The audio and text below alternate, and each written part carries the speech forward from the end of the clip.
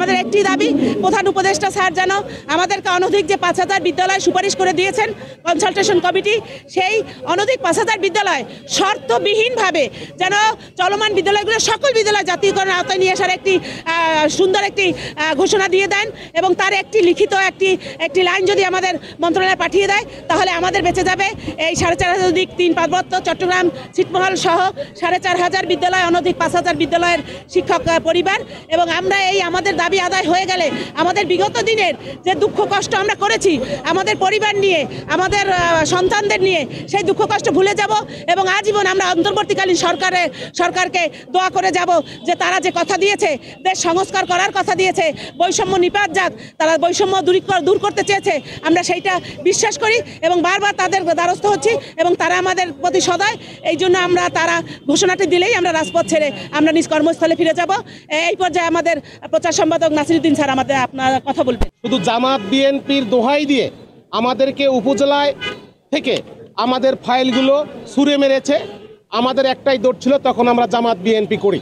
এই রাজনৈতিক প্রতিহিংসার বশবর্তী হয়ে আমরা 2013 সালে 26,193টা জাতীয়করণকৃত বিদ্যালয় থেকে আমরা ওই জায়গা থেকে ওই তালিকায় অন্তর্ভুক্ত হতে পারিনি, শুধু এই রাজনৈতিক প্রতিহিংসার কারণে।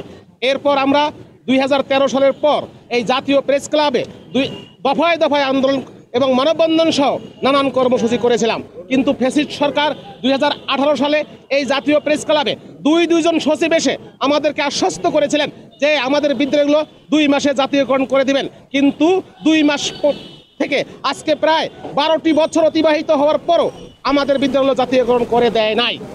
তারপর এই অন্তর্বর্তীকালীন সরকার আসার পর আমরা যখন এই জাতীয় প্রেস ক্লাবে আন্দোলন করেছি, অন্তর্বর্তীকালীন সরকার মাত্র 3 দিনের আন্দোলনে আমাদের জমিনার অভিমুখে যখন আমরা লং মার্চ করি, তখন তৎকালীন সেই স্বৈর শাসক যিনি ছিলেন তার নিয়োগপ্রাপ্ত সচিবরা আমাদেরকে আবারও সেই প্রতিহিংসার স্বীকার করে রেখেছেন।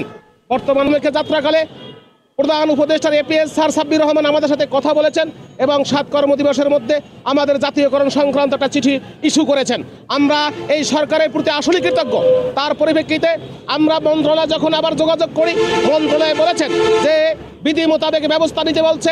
আসলে কোন বিধিতে ব্যবস্থা নেব এটা প্রধান উপদেষ্টার কার্যালয় থেকে আমাদেরকে ভালোভাবে স্পষ্ট করেনি, যার ধারাবাহিকতায় আমরা পরবর্তীতে আবার আন্দোলন করি এবং আবারও সাব্বির রহমান স্যার আমাদেরকে সাক্ষাৎ দিয়েছেন এবং বলেছেন আমি প্রাথমিক গণশিক্ষা মন্ত্রণালয়ের উপদেষ্টা এবং সচিব মহোদয়ের সাথে কথা বলে আপনাদের একটা ব্যবস্থা আমি করে দেব।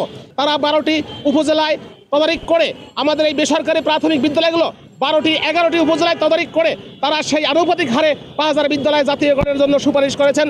এই জন্য এই বর্তমান সরকারের প্রাথমিক গণশিক্ষা মন্ত্রণালয়ের সেই কনসালটেশন কমিটি বাক্যে আমরা বাংলাদেশ বেসরকারি শিক্ষক সমিতি কেন্দ্রীয় কমিটি এবং বাংলাদেশ বেসরকারি যত শিক্ষক আছে তাদের পরিবারের পক্ষ থেকে ধন্যবাদ জ্ঞাপন করতে চাই। এখন যেহেতু আমাদের বিদ্যালয়গুলো মাননীয় প্রাথমিক গণশিক্ষা উপদেষ্টা বলেছেন আমাদের সুপারিশটা মাননীয় প্রধান উপদেষ্টার কাছে পাঠিয়ে দিয়েছেন, যেহেতু আমাদের সুপারিশটা মাননীয় প্রধান উপদেষ্টার টেবিলে আছেন, আমরা এখন আজকে থেকে এখানে লাগাতার অবস্থান কর্মসূচি দিয়েছি। আমাদের একটাই দাবি যে বর্তমান সরকার যেহেতু শিক্ষা বান্ধব সরকার, বর্তমান সরকার যেহেতু বৈষম্য নিরসনের সরকার, তাই বর্তমান সরকারের কাছে আমাদের আকুল আবেদন সেই সুপারিশটা অতি দ্রুত বাস্তবায়নের তাগিদে অতি দ্রুত প্রাথমিক ও গণশিক্ষা মন্ত্রণালয় একটা অনুমতি দিয়ে আমাদের জাতীয়করণের একটা দিক নির্দেশামূলক চিঠি ইস্যু করবেন বলে আমরা আজকে এই প্রেস ক্লাবের সামনে আবারও জড়ো হয়েছি।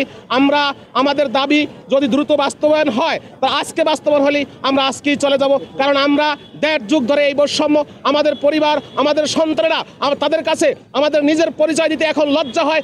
আমার বয়স এখন দেখেন 47 বছর, অথচ আমার পরিবারের বোঝা আমাদের পরিবারের কাছে আমার বাবা মার কাছে আমার কোনো মূল্য নেই, কারণ আমি 1.5 যুগ পর্যন্ত বেতন পাই না।